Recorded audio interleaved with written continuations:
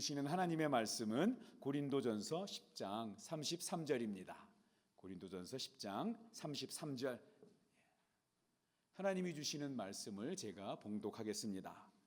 나와 같이 모든 일에 모든 사람을 기쁘게 하여 자신의 유익을 구하지 아니하고 많은 사람의 유익을 구하여 그들로 구원을 받게 하라. 아멘. 이 시간에도 우리 하나님의 은혜가 예배하는 여러분들과 함께하기를 주님의 이름으로 축복합니다. 우리가 올 1년 동안 우리 교회 식구들이 고린도전서 10장 31절에서 33절 말씀을 중심으로 우리의 모든 일상을 하나님과 함께하는 교회, 하나님과 함께하는 성도가 되자고 다짐하면서 올 한 해를 시작했습니다. 어찌 보면 신앙생활에 대해서 가장 잘 설명한 말씀이 이 고린도전서 10장 31절에서 33절 말씀이 아닐까 생각을 합니다. 왜냐하면 우리가 믿음 생활하면 보통 교회가 떠오르고 또 예배하고 기도하는 게 떠오르는데, 정작 하나님께서는 이렇게 설명을 하시는 거예요. 저와 여러분이 하나님을 믿고 하나님을 사랑하는데, 그러면 어떤 특정한 장소에서만, 아니면 이런 특정한 시간에서만 그 하나님 사랑하는 모습, 믿음의 모습을 보이는 것이 아니라 다른 시간, 다른 장소에서도 믿지 않는 사람들과 다를 바 없는 그러한 모습이 아니라 어떤 장소에든지, 또 어떤 사소한 일, 성경은 뭐라고 이야기해요? 먹든지 마시든지 정말 아주 사소하고 별일 아닌 것처럼 보이는 그러한 영역에서도 하나님을 사랑하는 모습으로, 또 하나님 앞에서 살아가는 모습으로, 그러한 태도로 살아가기를 하나님은 원하신다는 것입니다. 더 쉽게 얘기하면 이런 거죠. 교회에서 좋은 분은 가정에서도 좋은 사람이 되어야 돼요. 교회에서 좋은 분은 직장에서도 좋은 사람이 되어야 한다는 것입니다. 이게 올해 우리 표에 나오는 세 가지 주제 중에 첫 번째, 모든 일들을 하나님 앞에서, 이 내용입니다. 자, 그리고 두 번째 주제로 우리가 지난주에 뭘 나눴습니까? 우리가 마음 쓸 게 뭐냐면 우리는 하나님 앞에 기쁨의 도구로 살아가야 한다는 것입니다. 누구에게요? 유대인에게나 헬라인에게나 하나님의 교회에나 거치는 자가 되지 말고. 그러면 거친다는 말이 뭐라 그랬죠? 누군가를, 나 때문에 누군가가 아프게 하거나 넘어지게 하거나 인상 찌푸리게 하거나 낙심하게 만드는 것이 아니라 사람을 세워주고 용기를 주고 칭찬해주고 소망을 주는 그런 기쁨의 도구로 살아가자는 것입니다. 여러분, 성경을 그런 맥락으로 성경을 보면은요, 창세기 1장부터 이 성경 모든 곳에 하나님의 그 마음이 담겨 있습니다. 창세기 1장에서 하나님이 하시는 말씀이 뭡니까? 무엇인가를 창조하시고 나서는 뭐라고 하세요? 보시기에 좋았더라 하면서 기뻐하세요. 그러니까 하나님의 사람들은 일상을 살아갈 때에 하나님이 보시기에 좋은 가정으로 살아가고, 하나님의 사람들이 모여있는 교회도 하나님이 보시기에 좋았더라. 하나님의 백성들을 우리가 살아가는 우리 일상에서의 모습도, 우리의 삶에서의 모습도 하나님이 보시기에 좋았더라.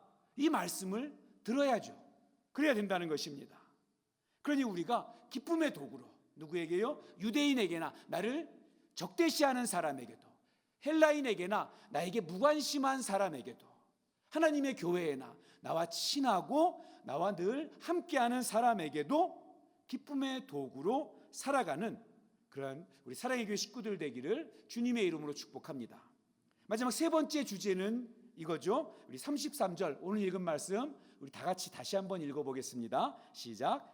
나와 같이 모든 일에 모든 사람을 기쁘게 하여 자신의 유익을 구하지 아니하고 많은 사람의 유익을 구하여 그들로 구원을 받게 하라. 아멘.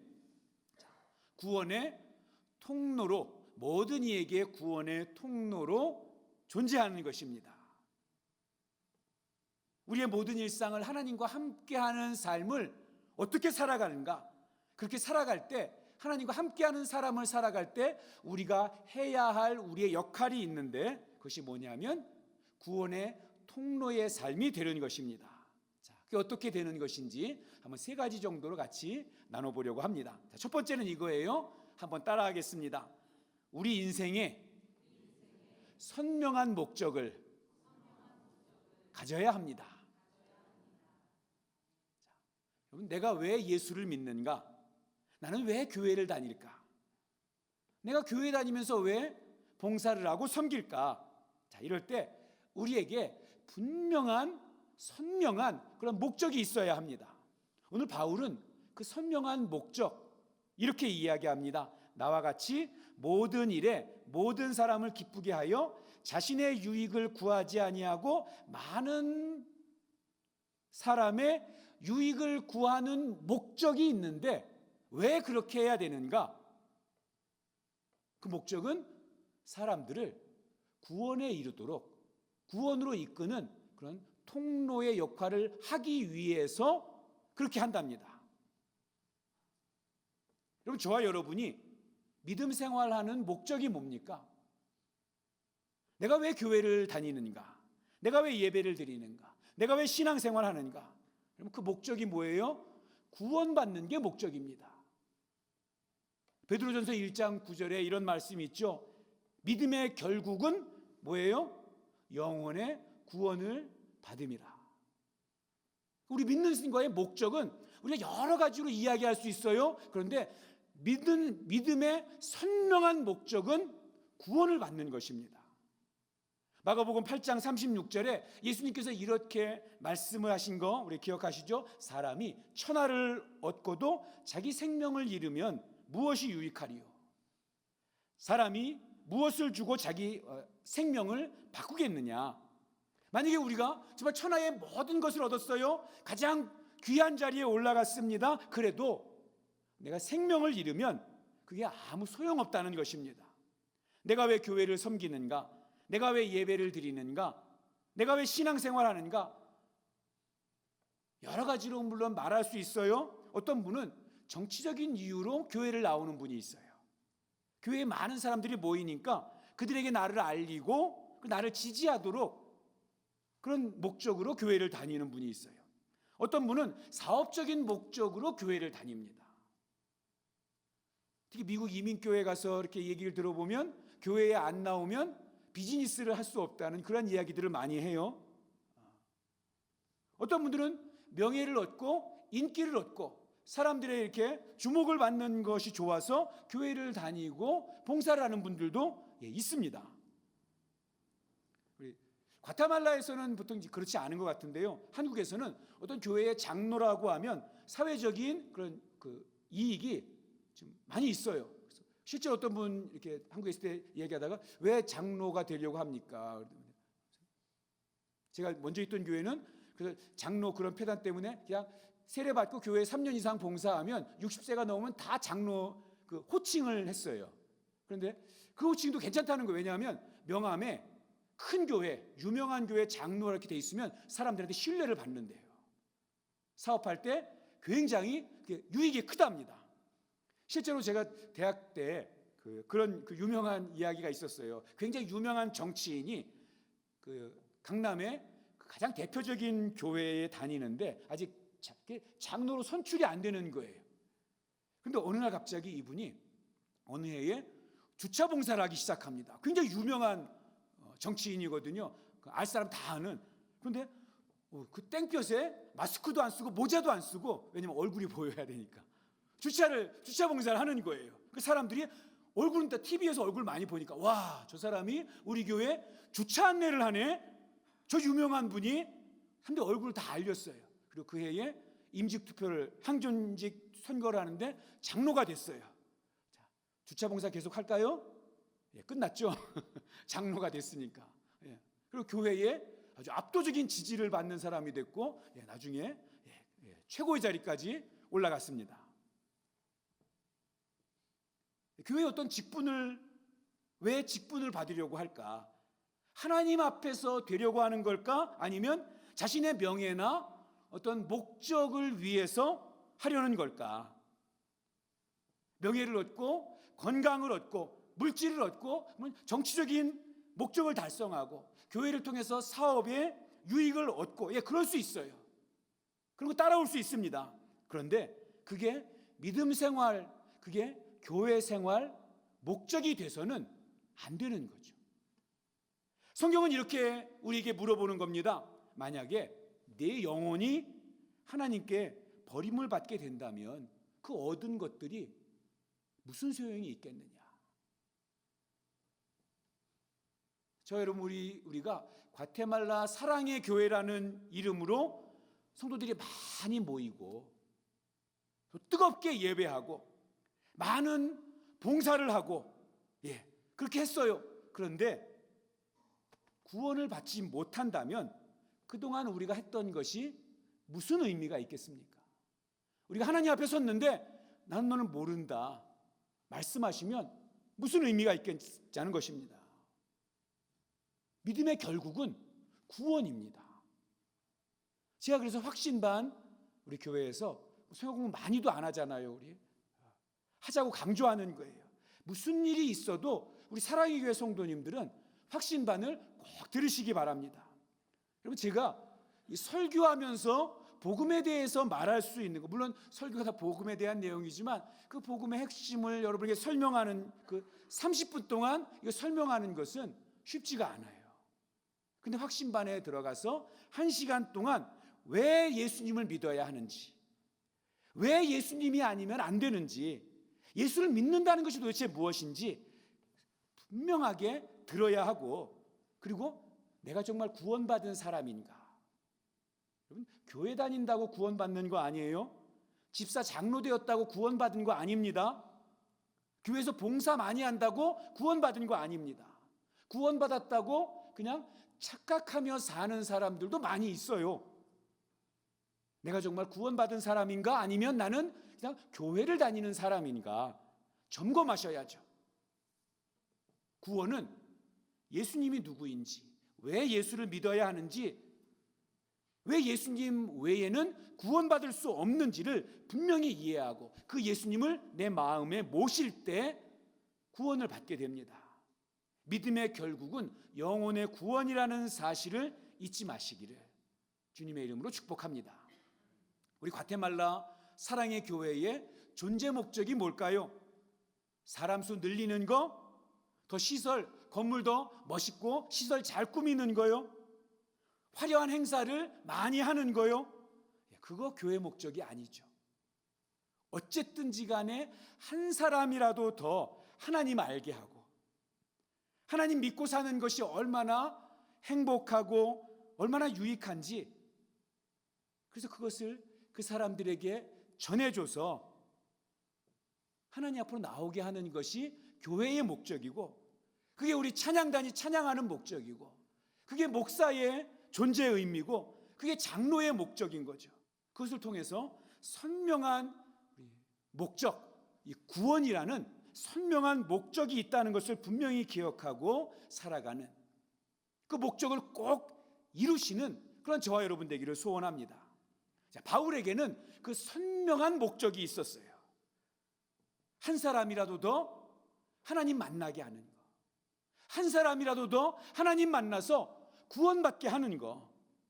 그럴 수 있다면, 내가 그렇게 해서 그 사람 얻어서 하나님께 데리고 올 수 있다면, 내가 내 유익 다 버리더라도, 내 거 다 포기하더라도 그 목적을 이루고 싶다는 것입니다. 그 바울의 마음이 바로 우리 주님이 기뻐하시는 그리스도인의 아름다운 마음이라는 것을 저와 여러분이 꼭 기억하시길 바랍니다. 자, 두 번째는 이거예요. 한번 따라하겠습니다. 사람을 얻으려면 나를 꺾어야 합니다. 우리 한 장 앞으로 와서 고린도전서 9장 말씀 한번 보겠습니다. 고린도전서 9장 19절에서 23절인데요. 조금 길기는 하지만 여러분 의미 있는 중요한 말씀이니까 우리 같이 한번 함께 읽어보겠습니다. 시작. 내가 모든 사람에게서 자유로우나 스스로 모든 사람에게 종이 된 것은 더 많은 사람을 얻고자 함이라. 유대인들에게 내가 유대인과 같이 된 것은 유대인들을 얻고자 함이요, 율법 아래에 있는 자들에게는 내가 율법 아래에 있지 아니하나 율법 아래에 있는 자 같이 된 것은 율법 아래에 있는 자들을 얻고자 하며 율법 없는 자들에게는 내가 하나님께는 율법 없는 자가 아니요 도리어 그리스도의 율법 아래에 있는 자이나 율법 없는 자와 같이 된 것은 율법 없는 자들을 얻고자 하며 약한 자들에게 내가 약한 자와 같이 된 것은 약한 자들을 얻고자 하며 내가 여러 사람에게 여러 모습이 된 것은 아무쪼록 몇 사람이라도 구원하고자 함이니 내가 복음을 위하여 모든 것을 행함은 복음에 참여하고자 함이라. 아멘. 간장공장 공장장 막 이런 것처럼 뭐 같은 말이 자꾸 반복돼서 혀가 자꾸 꼬이죠. 하지만 내용은 이런 겁니다. 나는 자유하지만 나는 종처럼 할 수 있다. 여러분, 바울은 유대인들한테 당해서 몇 번을 죽을 고비를 넘길 정도로 매맞고 채찍에 맞고 고난을 당했던 사람이에요. 그러니까 유대인들 얼마나 불편하겠어요. 그럼에도 불구하고 유대인들에게 친근하게 유대인처럼 유대인으로서 대해준다는 거예요. 왜요? 사람을 얻기 위해서. 사람을 얻기 위해서. 그 사람을 얻는다는 게 뭡니까? 내 사람 만든다는 것이 아니라 하나님 앞으로 인도해서 하나님 믿는 사람 만들고 싶어서 그 영혼 구원을 위해서 자기의 자존심 꺾고 자기의 줏대를 꺾는 것입니다.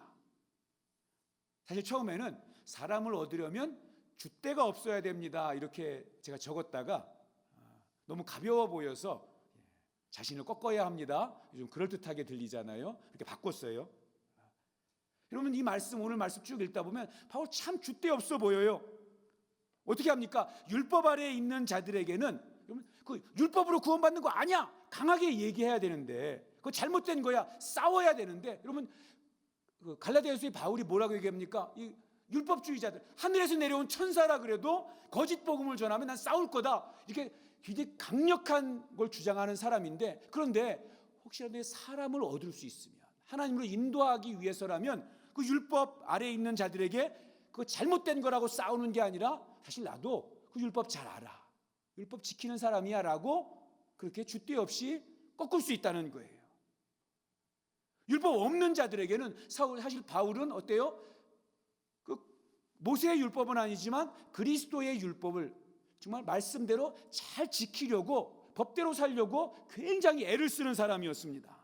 그런데 자기는 마치 그 율법 없는 사람들 앞에서는 법이 없는 것처럼 그렇게 행동하고 그런 모습 보일 수 있다는 거예요.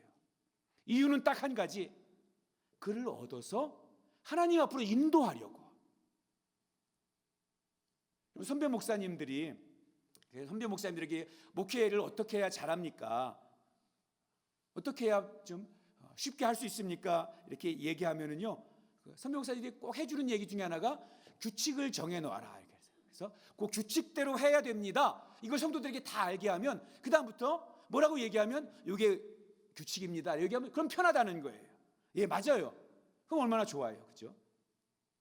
그래서 예를 들면 주례를 할 때도 대부분의 목사님들이나 교회들이 그런 규칙을 정해놔요. 신부나 신랑 둘 다 우리 교인이든지 아니면 둘 중에 한 사람은 우리 교인일 것, 아니면 뭐 그런 것, 아니면 기독교식으로 예배를 진행하지 와서 정말 설교 주례만 짧게 하고 그냥 나가라, 이거는 주례 안 한다. 처음부터 끝까지 기독교식으로 예식을 진행해야 주례합니다. 뭐 이렇게 규칙들을 정해놓고요. 저도 처음에는 그렇게 했어요. 그런데 제가 참 줏대가 없어요. 저는 신랑이나 신부나 둘 중에 하나 예수를 안 믿어도 또 그 자리가 예배식으로 전체가 예배식으로 진행되지 않아도 그냥 주례만 딱 하고 목사님 그냥 바로 내려가셔야 돼요 이래도 그 일을 거절하지 않게 변했습니다. 왜냐하면 오늘 바울의 이야기를 보면서 그런 마음 들었기 때문에 그래요. 예수를 믿지 않는 신랑이 또는 예수를 믿지 않는 신부가 혹은 예수를 믿지 않는 신랑 가족, 교회를 한 번도 나와보지 않은 신부의 가족들이 혹시라도 목사인 저를 최소한 그 주례하는 시간만큼은 제 말에 귀를 기울이고 그거 들어주고 있으니까 제 설교를, 주례라는 그 설교를 통해서 그게 복음을 전하는 저로의 찬스가 될 수 있기 때문에 그런 거죠. 그러니까 좀 그다음부터 감사함으로 줏대를 꺾고 그냥 주례해달라고 하면 가는 쪽으로 바뀌게 되었습니다. 제가 부목사 시절에 어느 지방에 장례를 치르러 갔어요. 요즘에는 이제 거의 그렇게 안 하는데요. 그 정말 시골에 아주 전통적인 방식으로 매장을 이렇게 하는 거예요. 그리고 이제 하관 예배를 드리고 이제 관을 내리려고 하는데 근데 갑자기 그 동네 어르신들, 그러니까 그 집성촌이니까 다 사실은 먼 집안 어른들인 거예요. 막 막는 거예요. 안 된다고. 아니 여태까지 예배드리고 이렇게 한 거 다 했는데 왜 이러나 그랬더니 여러분 혹시 들어보셨는지 모르겠는데요, 하관시라는 게 있대요. 하관식 말고 하관시, 그 시간. 우리 여러분 그 시골 장례식장 가면 꼭 그 매장할 때 직관이 와서 이렇게 막 나시판도 이렇게 막 방향 보고 막 이러잖아요. 근데 그건데도 많이 봤는데, 근데 그것뿐만 아니라 이 동네는 시간까지도 계산을 해서 그 시간에 내려야 된다는 거예요. 그래서 그 직관이, 동네 어른 중에 그거 볼 줄 아는 직관이 막 나치파 이렇게 하고 방향 잡고 이렇게 뭐 하면서 시간 기다리라는 겁니다. 근데 이 상주 집안 가정은 다 교회를 다니고 우리 돌아가신 분도 교회를 다니니까 이 상주가 막 화가 나서 그런 거 안 한다고, 난 교회 다니기 때문에 안 한다고 이렇게 서로 다툼이 생기기 시작한 것입니다.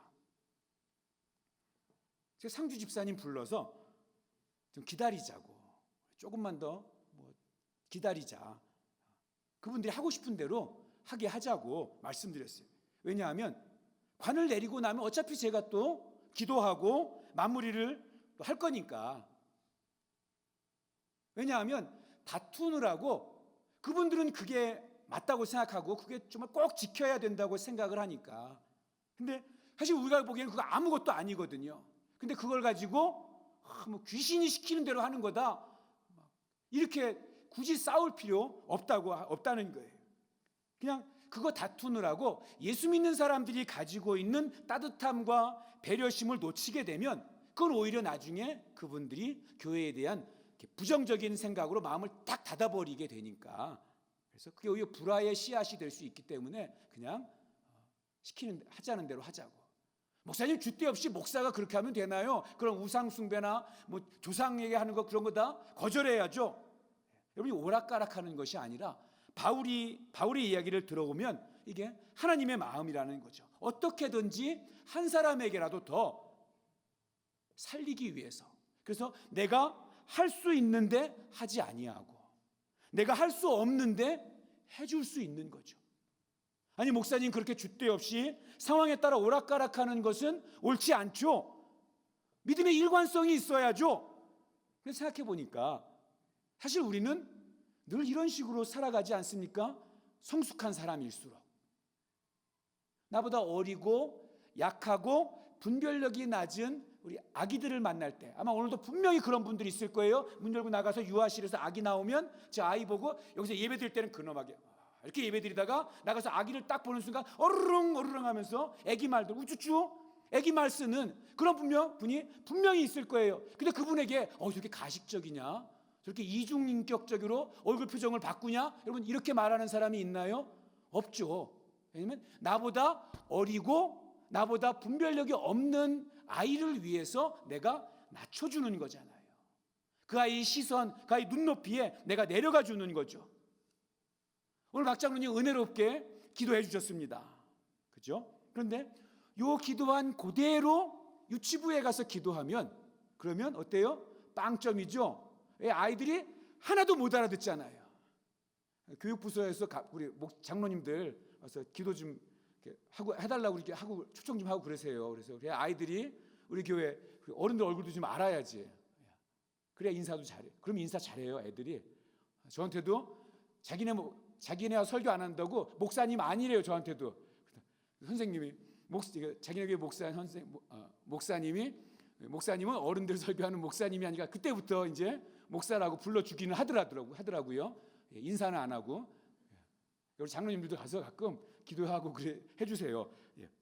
자, 여러분 눈높이 맞춰주는 거는 절대로 가식적이거나 이중적인 게 아닌 거예요.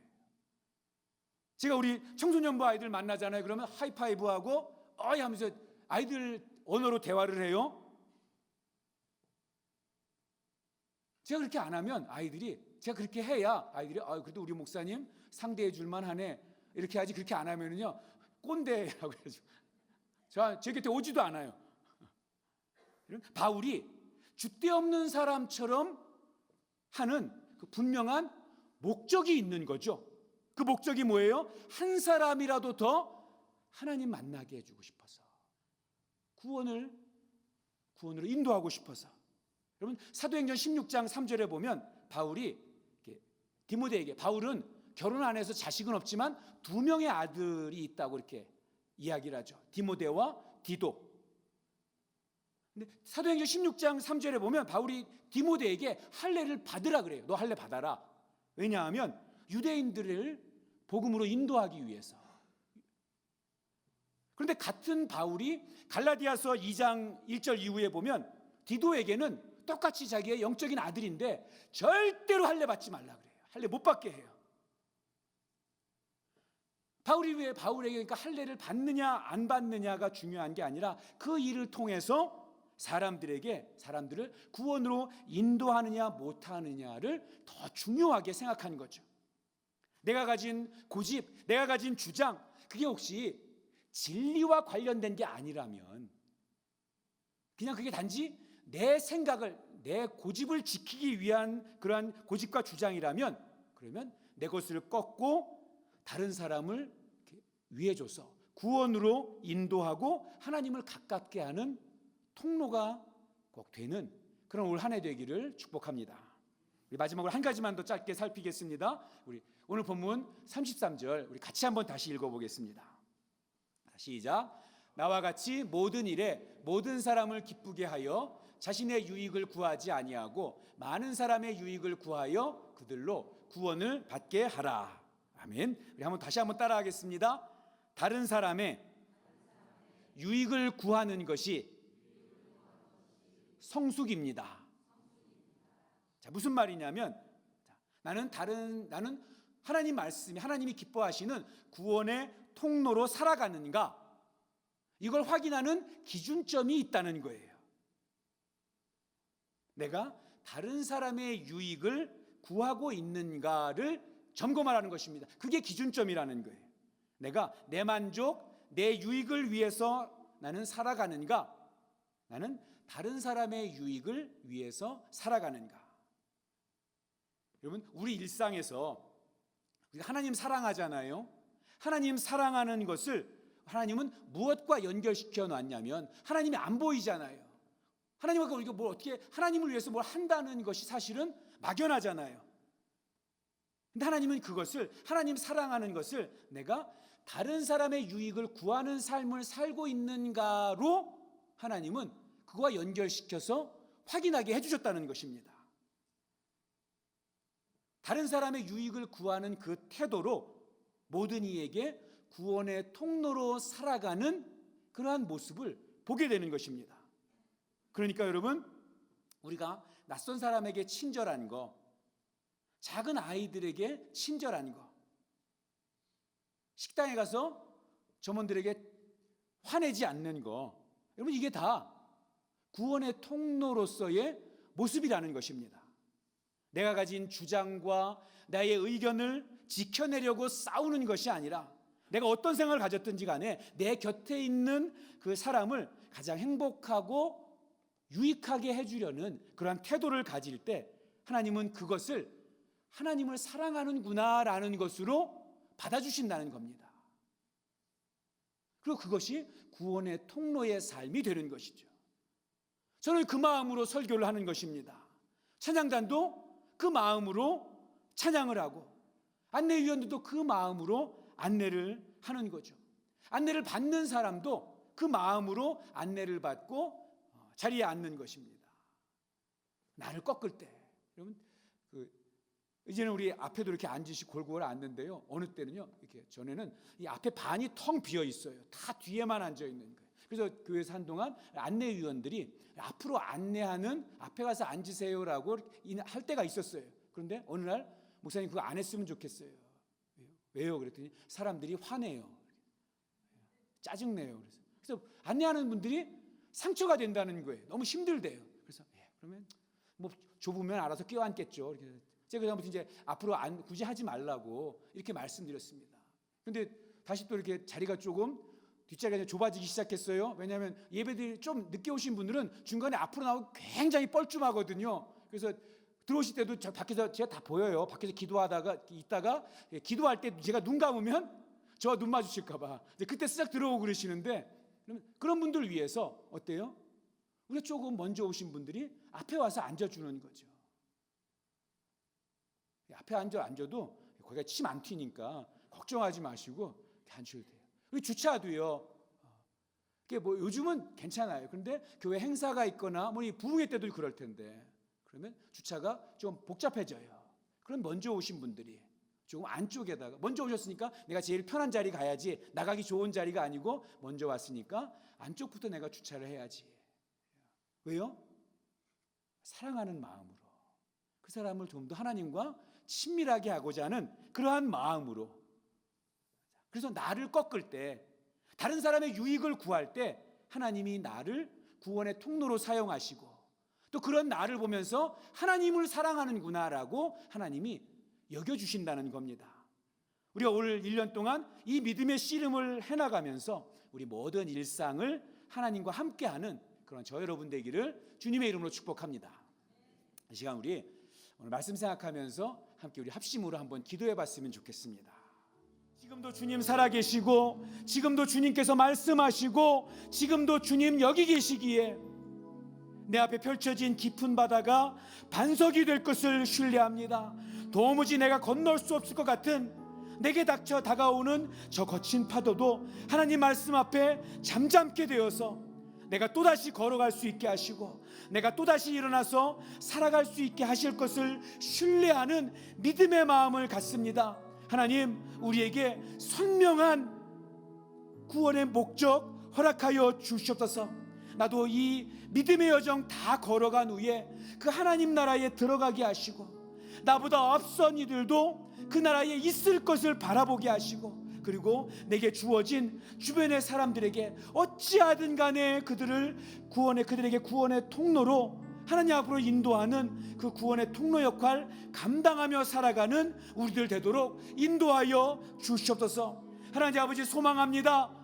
우리 사랑하는 성도들 한 분 한 분과 그 가정과 그 배우자와 그 자녀들에게 하나님이 일하여 주셔서 이 땅을 살아가면서 홀로 살아가지 아니하고 하나님과 함께 그 인생 살아가는 아름다운 믿음의 삶이 꼭 있도록 하나님 함께하여 주시옵소서.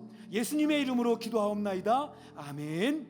우리에게 생명 주시고 풍성하게 하시는 예수 그리스도의 은혜와 우리에게 복 주시기 원하는 하나님 아버지의 크신 사랑과 보혜사 성령님의 함께하시고 역사하심이 모든 일상을 하나님과 함께 살아가기를 소망하고 결단하는 주님의 사람들과 이분들의 가정과 일터, 과테말라 사랑의 교회 위에 땅끝에서 복음 전하는 선교사들 위에 꼭 함께하여 주시기를 간절히 축원하옵나이다.